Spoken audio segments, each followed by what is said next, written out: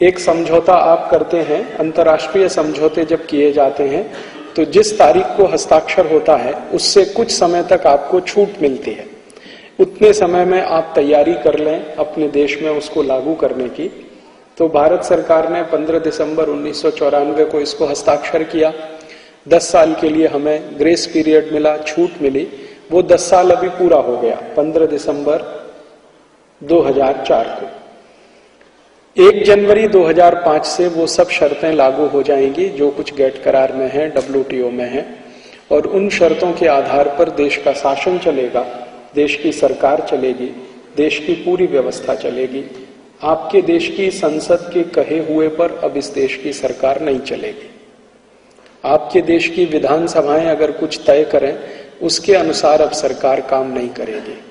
अब जो भी सरकारें भारत में आएंगी वो किसी भी राजकीय पक्ष की हो, एक पार्टी की हो, 2 पार्टी की हो, 3 पार्टी की हो, या पार्टियों के समूहों की सरकारें हों, उनको वही करना पड़ेगा जो WTO में लिखा हुआ है, विश्व व्यापार संगठन की शर्तों में कहा गया है या गेट करार की शर्तों में लिखा हुआ है। अब इसकी शर्तें क्या हैं? शर्तों के बारे में मैं आपसे थोड़ी थोड़ी बात करता हूं। इसमें सबसे गंभीर जो मुझे तकलीफ देती हैं शर्तें, वो खेती के विषय में है, हमारे देश में किसानों के लिए है। इसमें है एक एग्रीमेंट ऑन एग्रीकल्चर।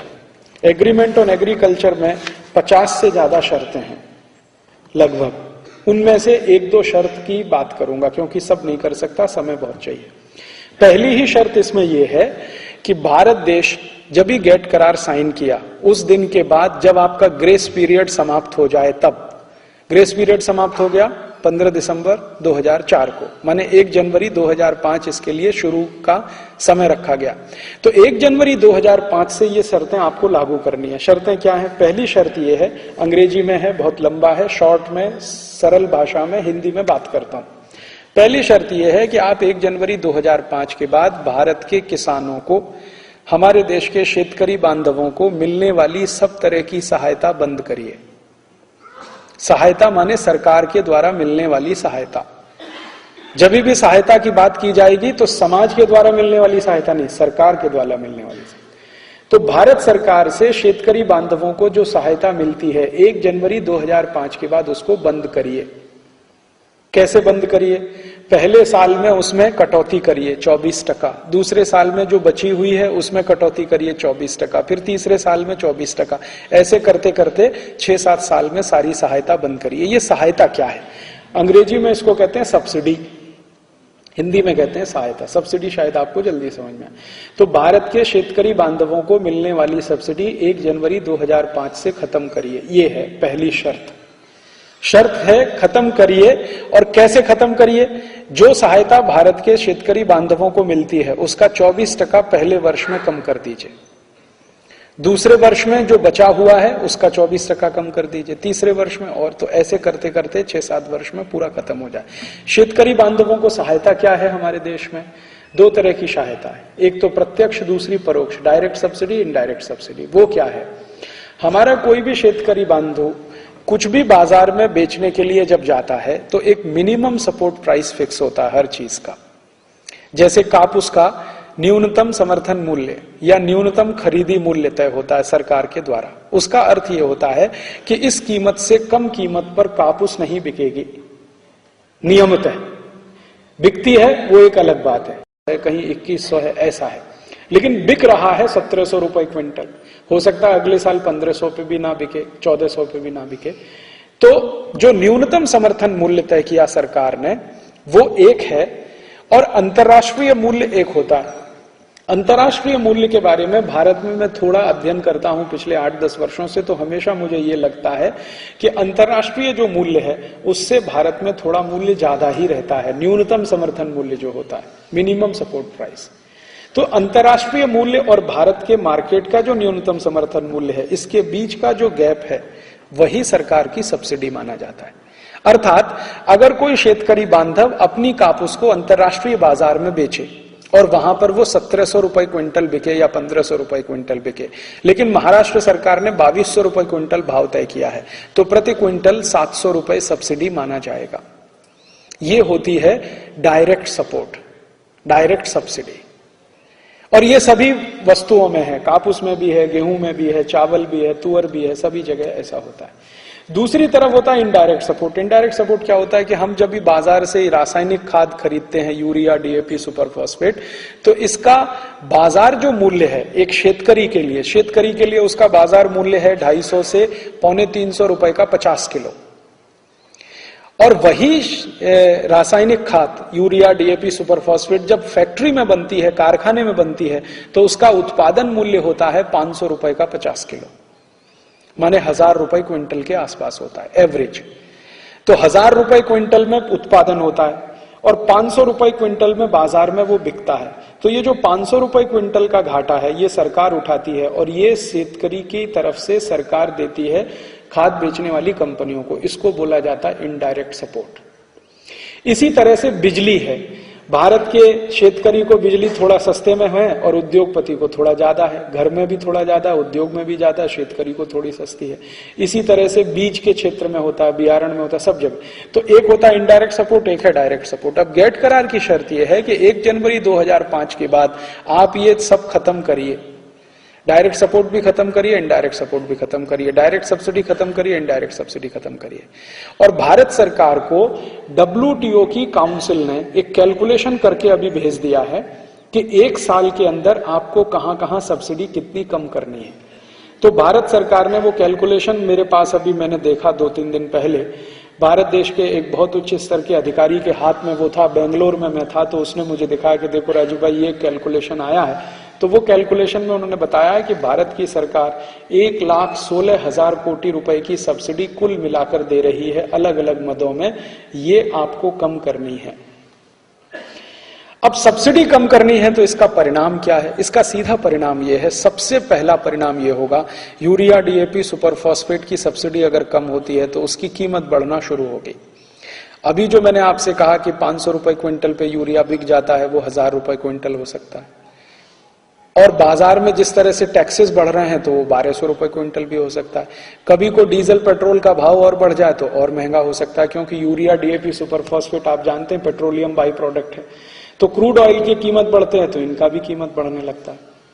तो यूरिया, डीएपी, सुपर फॉस्फेट महंगा होगा सब्सिडी खत्म होने से। एक दूसरा, जब ये सब्सिडी इनडायरेक्ट खत्म होगी और डायरेक्ट भी खत्म होगी, डायरेक्ट सब्सिडी खत्म होगी तो सरकार जो न्यूनतम समर्थन मूल्य घोषित कर रही है अंतरराष्ट्रीय बाजार से थोड़ा ज्यादा, ये नहीं कर पाएगी।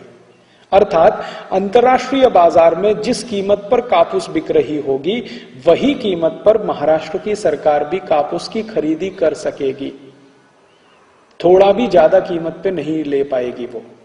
अब मान लीजिए अंतरराष्ट्रीय बाजार में कापूस का भाव 1500 रुपए क्विंटल हो जाए तो अगले साल महाराष्ट्र में भी यही भाव पे सरकार को कापूस खरीदनी पड़ेगी। अगर सरकार ने नहीं खरीदा तो गेट करार का उल्लंघन किया तो आपके खिलाफ मुकदमा चलेगा। मुकदमा चलेगा तो उसके लिए कुछ कंडीशन है कि आपको ये पेनल्टी, ये पेनल्टी, ये पेनल्टी, ये जुर्माना, ये जुर्माना, ये जुर्माना।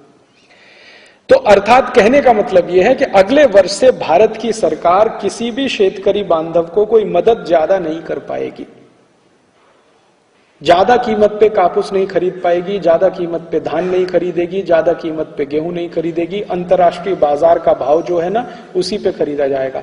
अब अंतर्राष्ट्रीय बाजार का भाव हमेशा गिरा रहता है, मैंने आपसे थोड़ी देर पहले कहा गिरा रहता है। क्यों? क्योंकि अंतर्राष्ट्रीय बाजार में अमेरिका और यूरोप की खेती उत्पन्न जितने आते हैं, एग्री प्रोडक्ट्स जितने आते हैं, उन पे सब्सिडी बहुत ज्यादा होती है, इसलिए उसकी कीमत हमेशा गिरी रहती है। अमेरिका में सबसे ज्यादा सब्सिडी शेतकरी बांधवों को ही मिलती है।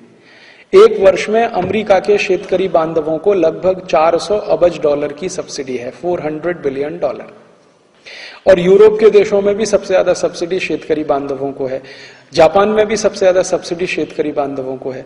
तो उनके देशों में चूंकि सब्सिडी बहुत ज्यादा है, हमारे यहां तो 4 अरब डॉलर के आसपास है, $4 बिलियन भारत में है, अमेरिका में $400 बिलियन है, माने हमसे 100 गुना जास्ती सब्सिडी अमेरिका में है।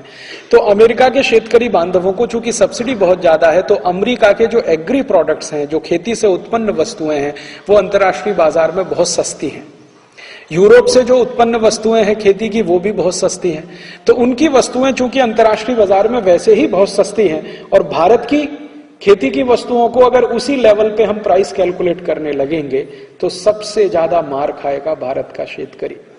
क्योंकि इसको हर चीज नीचे हो जाए। अभी तो देखिए, अभी प्रकाश बाबू ने कहा, आप भी देख रहे हैं 1700 रुपए क्विंटल पे कापूस बिक रहा है। अगले साल आप देखेंगे 1200 रुपए क्विंटल में भी नहीं बिके, 1000 रुपए क्विंटल पे भी नहीं बिके। क्योंकि अगले वर्ष से क्या होगा, परदेशी कापूस भयंकर मात्रा में आ जाएगा आपके मार्केट में। अभी तो उसको रोका हुआ है, अगले साल से गेट करार आ जाएगा।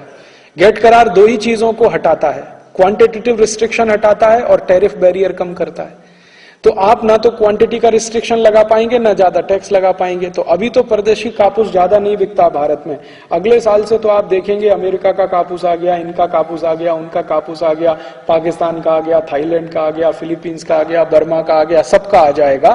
तब कापूस का भाव और गिरेगा, क्योंकि तब कापूस का भाव जो तय होगा वो मार्केट के डिमांड एंड सप्लाई थ्योरी से तय होगा। अभी तय होता है मिनिमम सपोर्ट प्राइस मैकेनिज्म से। डिमांड एंड सप्लाई थ्योरी क्या कहती है, कोई वस्तु की मांग अगर कम है और उसकी सप्लाई जास्ती है तो कीमत गिरेगी। तो कापूस अगर ज्यादा मात्रा में भारत के बाजार में आया, बाहर से भी आया और यहां से भी उत्पन्न हुआ, तो कीमत उसकी गिरने वाली है, क्योंकि सप्लाई ज्यादा है, डिमांड कम है। अब जब कापूस की कीमत गिरेगी तो जो शेतकरी कापूस पैदा करता है विदर्भ का, वो तो बेचारा मार खाएगा। मार कैसे खाएगा, कापूस का उत्पादन खर्च बढ़ेगा, क्योंकि यूरिया, डीएपी, सुपर फॉस्फेट की कीमत बढ़ी, बियारण की कीमत बढ़ी, पेस्टिसाइड की कीमत बढ़ी, बीज का भाव बढ़ा, तो उत्पादन खर्च तो बढ़ा, मार्केट में प्राइस उसको कम मिलेगा, तो दोहरा नुकसान इसको होगा। तब शेतकरी करेगा क्या, वो सोचेगा कापूस मत करो, कुछ और करो। आपने सोचो कापूस बंद करके गेहूं शुरू किया, गेहूं में भी यही पर समस्या। आप बोलो हम जवारी करेंगे, जवारी में भी यही समस्या। आप बोलो हम ये करेंगे, उसी में भी यही समस्या। और अल्टीमेटली होगा क्या कि इसमें जो बड़ा शेतकरी है वो तो किसी तरह से सस्टेन कर जाएगा, लेकिन जो छोटा शेतकरी है, 5 एकड़ में खेती करता है, 2 एकड़ में करता है, 1 एकड़ में करता है, 2-2.5 एकड़ में करता है, 3 एकड़ में, वो मारा जाएगा। उसकी कैपेसिटी नहीं है मार्केट में सस्टेन करने की। और भारत में 70% शेतकरी ऐसे ही हैं जिनका खेती बहुत छोटा है, 5 एकड़ से कम खेती वाले 70% शेतकरी हैं। 30% शेतकरी हैं जिनके पास 70% से ज्यादा 5 एकड़ से ज्यादा खेती है। तो छोटे शेतकरी इसमें सबसे ज्यादा मार खाएंगे, सबसे ज्यादा तकलीफ उनको होने वाली है। और वो तकलीफ में क्या होगा, फिर वो कहीं से कर्ज लेंगे, कर्ज ज्यादा से ज्यादा होता जाएगा, फिर कर्ज का ब्याज नहीं चुका पाएंगे तो आत्महत्या करेंगे। तो अभी आप रोज अखबार में दुखद समाचार पढ़ते हैं कि आज ये शेतकरी ने आत्महत्या की, किसी ने परिवार सहित। अगले वर्ष से ये ऐसे समाचार आपको और ज्यादा पढ़ने को मिलेंगे। भारत सरकार कहती है कि हर साल लगभग 54,000 शेतकरी देश में आत्महत्या करते हैं, पूरे देश में, सरकार के आंकड़े। लेकिन ये आंकड़े वो हैं जब केस रिपोर्ट होता है, रिपोर्ट ही नहीं होता है तो पता नहीं कितने आत्महत्या करते हैं, माहिती नहीं। अगले वर्ष से इनकी संख्या आप देखेंगे लगातार बढ़ेगी। आंध्रा में भी बढ़ेगी, महाराष्ट्र में भी बढ़ेगी, गुजरात में भी बढ़ेगी, उड़ीसा में भी बढ़ेगी, सब जगह बढ़ेगी। क्योंकि शेतकरी गरीब हो सकता है, स्वाभिमानी बहुत होता है, थोड़ा भी स्वाभिमान को ठेस लगे वो आत्महत्या करना पसंद करता है। व्यापारी हिंदुस्तान का दूसरे तरह का है, व्यापारी का स्वाभिमान को गिरवी रख के व्यापार करता है। व्यापारी इस देश में आत्महत्या नहीं करता है, सरकारी अधिकारी भी आत्महत्या नहीं करता, पुढ़ारी तो कभी नहीं करता है।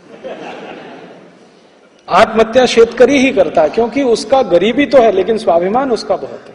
थोड़ा भी स्वाभिमान पे ठेस लगे, इतना ज्यादा स्वाभिमानी है शेतकरी, उसके घर के सामने कोई बैंक वाला आ गया वसूली करने के लिए, यही उसको लगता है बहुत बड़ा अपमान हो गया। अगले दिन सवेरे तेल पिएगा मर जाएगा, या जंतुनाशक पिएगा मर जाएगा, या पुलिस आ गई उसके दरवाजे के सामने कुछ इस तरह का करने के लिए, वो बिल्कुल बर्दाश्त नहीं करता है, क्योंकि उसको स्वाभिमान सबसे ज्यादा प्रिय है।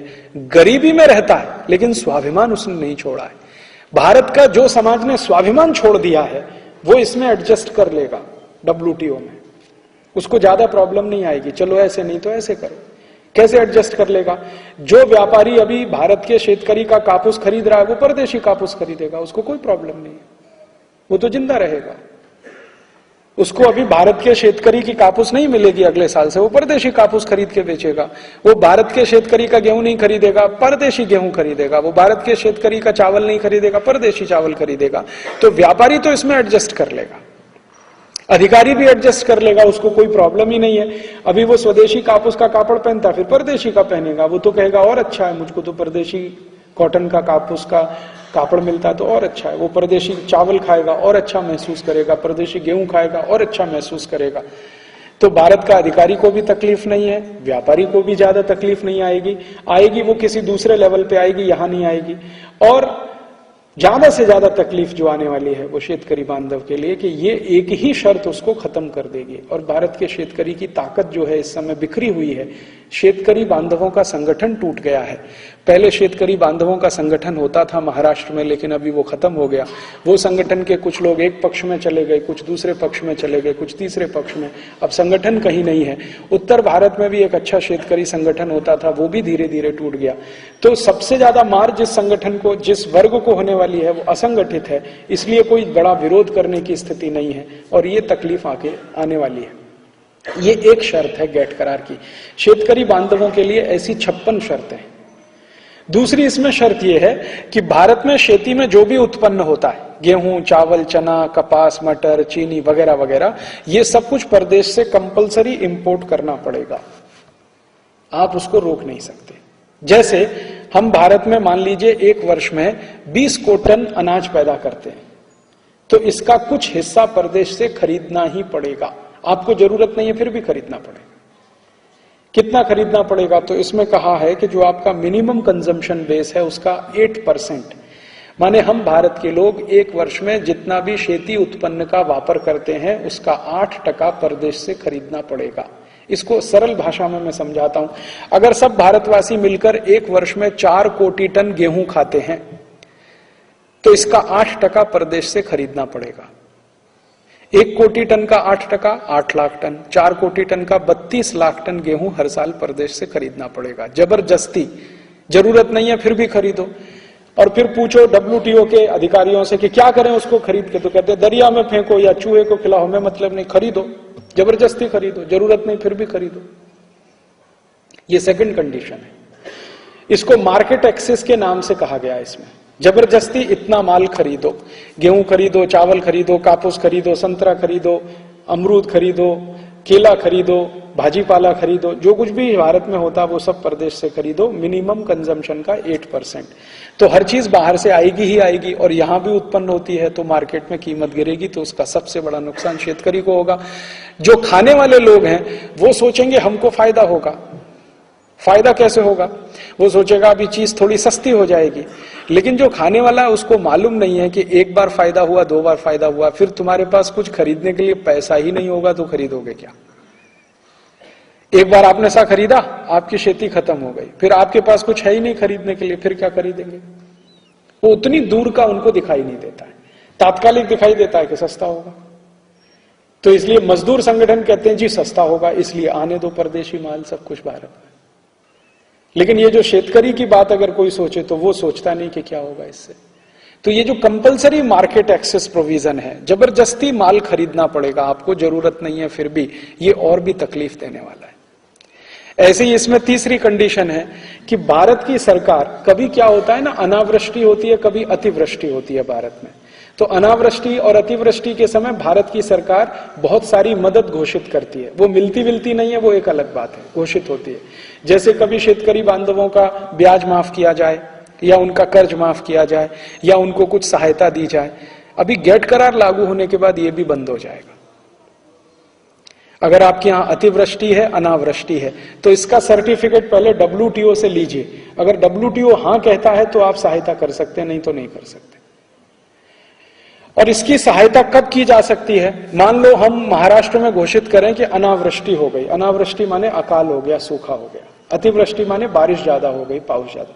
तो मान लीजिए अकाल हो गया, सूखा हो गया। अब महाराष्ट्र सरकार को कुछ घोषणा करनी है शेतकरी बांधवों के लिए, तो WTO से एक कमेटी आएगी, वहां से कुछ लोग आएंगे, वो महाराष्ट्र का दौरा करेंगे। दौरा करके रिपोर्ट WTO में जाएगा। वो हां कहेंगे तो आप घोषित करिए, ना कहेंगे तो नहीं कर सकते। और उनकी घोषणा का आधार क्या है? वो कहते हैं कि जी महाराष्ट्र के सभी पूरे राज्य में सूखा है तो मिनिमम 50% जिलों में होना चाहिए, तब वो हां कहने की स्थिति में होंगे। नहीं है तो नहीं कहेंगे, तो आप घोषित नहीं कर सकते। माने आपको पैसा देना है, आपका बजट है, लेकिन उसमें दखलंदाजी उनकी है जो WTO में बैठे हैं। अभी मुझे महाराष्ट्र में घोषित करना है एक चीफ मिनिस्टर के नाते या प्राइम मिनिस्टर के नाते, तो मैं नहीं कर सकता जब तक WTO का कंसेंट नहीं है, उनकी अनुमति नहीं है। इतनी गुलामी इसमें है। माने आपकी संसद अगर चाहे तो नहीं घोषित कर सकती, उनको पहले पूछो तब आप कह सकते हो, और वो हां कहें तो कहो, नहीं तो नहीं। ऐसी ऐसी इसमें 56 शर्तें हैं शेतकरी बांधवों के लिए। और सबसे ज्यादा दुखद यही हिस्सा है WTO का, जिसमें सबसे ज्यादा नुकसान भारत को होने जा रहा है। और मुझे दुख इस बात का है कि हमारी संसद में इस पर कोई बहस नहीं है, कोई चर्चा नहीं है। 1 जनवरी से ये घोषणा हो गई है कि लागू हो जाएगा, और अभी पिछला संसद का सत्र जो बीता है, आप देखा उसमें क्या क्या बहस हुई है। ज्यादातर बहस हुई रामविलास पासवान और लालू प्रसाद यादव में। रामविलास पासवान ने लालू यादव को चोर कहा, लालू यादव ने रामविलास पासवान को चोर कहा। 2 मंत्री एक दूसरे को चोर कह रहे हैं, और कह रहे हैं इसने 800 कोटी इकट्ठा करके स्विस बैंक में रख लिया, वो कहता है इसने 980 कोटी खा के स्विस बैंक में रख लिया। दोनों एक दूसरे की पोल खोल रहे हैं, उसी पे संसद में बहस हो रही है। और इतना तकलीफ वाला WTO लागू होने जा रहा है 1 जनवरी से, उस पर संसद में कोई बात नहीं है, कोई चर्चा नहीं है, कोई बहस नहीं है। हमारी संसद की स्थिति इतनी खराब है। हमने संसद इसके लिए नहीं बनाई है कि 2 मंत्री व्यक्तिगत रूप से एक दूसरे के ऊपर आरोप प्रत्यारोप करें। इसके लिए तो गली मोहल्ले चौराहे काफी हैं। लेकिन संसद को भी इन्होंने गली मोहल्ले चौराहों से ज्यादा बदतर बना दिया है हमारे देश के पुढ़ारियों ने, और इनको कोई शर्म भी नहीं है। उनको यह भी शर्म नहीं है कि सारा देश टीवी पर देख रहा है। तो अभी वो बहस हो रही है। अभी आगे क्या बहस हो रही है? लालू यादव ने रुपए दे दिए हैं, तो वहां बहस शुरू हो गई। जॉर्ज फर्नांडीज ने भी दे दिए, वो बहस शुरू हो गई। अखबारों के हेडलाइंस ये हैं, अखबारों के टाइटल ये हैं। अखबार वालों को भी उसी में मजा आता है जो संसद में हो रहा है या संसद के आजू बाजू में हो रहा है। देश मरने जा रहा है। अखबारों को, Times of India, Indian Express, Hindu, Deccan Herald जी, अंग्रेजी अखबार वालों को तो कुछ पड़ा ही नहीं। वो तो इस तरह की बातों पे कोई ध्यान ही नहीं देते। थोड़ा बहुत जो भाषाई अखबार हैं, मराठी अखबार हैं, गुजराती अखबार हैं, तमिल हैं, तेलुगु हैं, कन्नड़ हैं, मलयालम हैं, उनमें थोड़ा बहुत ये सब आता भी रहता है जो गंभीर प्रश्न है। भारत के जिनको राष्ट्रीय अखबार कहा जाता है उनमें तो कुछ है ही नहीं। टाइम्स ऑफ इंडिया की हेडलाइन उठा के देखो, इंडियन एक्सप्रेस की हेडलाइन उठा के देखो, डेक्कन हेरल्ड की हेडलाइन उठा के देखो आप। अंग्रेजी अखबार तो ऐसा लगता है कि भारत से उनका कुछ लेना देना ही नहीं। भारत के पुढ़ारियों की छोटी छोटी बातें फ्रंट पेज पे बॉक्स में लगा के छापेंगे, और इतना सीरियस इशू है इस पे बात ही नहीं करते, बहस ही नहीं करते। तो क्या है कि भारत का जो गवर्निंग क्लास है, जो देश चलाता, सरकार चलाता, वो तो टाइम्स ऑफ इंडिया पढ़ता, वो तो इंडियन एक्सप्रेस पढ़ता, वो तो ये डेक्कन हेरल्ड पढ़ता, वो तो ये नहीं पढ़ता हमारा जो स्थानीय अखबार है। गवर्निंग क्लास को लगता ही नहीं कि ये कोई गंभीर बात है, तो वो भी मजे में है, ये भी मजे में।